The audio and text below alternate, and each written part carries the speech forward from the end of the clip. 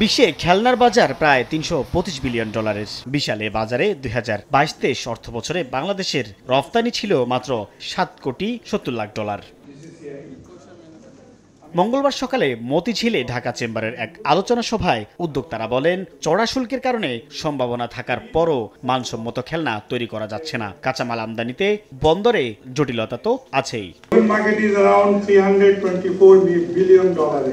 So সেখানে we are very fraction of the percentage we are getting, but we have more further scope. একটা raisin কিনলাম $1.2, আমরা assessment করতেছি 1.6।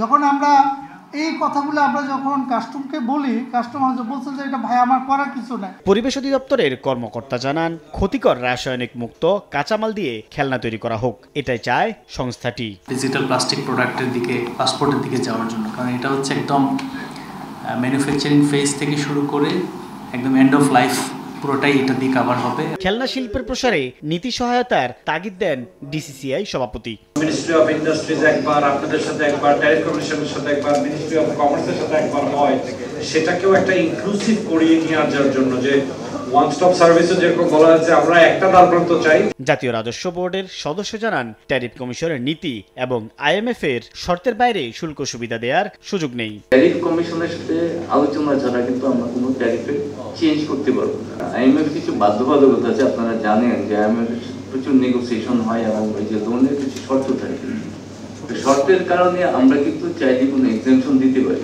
আলোচনায় LDC গ্র্যাজুয়েশনের পরও বাংলাদেশের রফতানি শিল্পে সহযোগিতা অব্যাহত রাখার আশ্বাস দেন ব্রিটিশ হাই কমিশনারের কর্মকর্তা। সাইফুল ইসলাম, সময় সংবাদ, ঢাকা।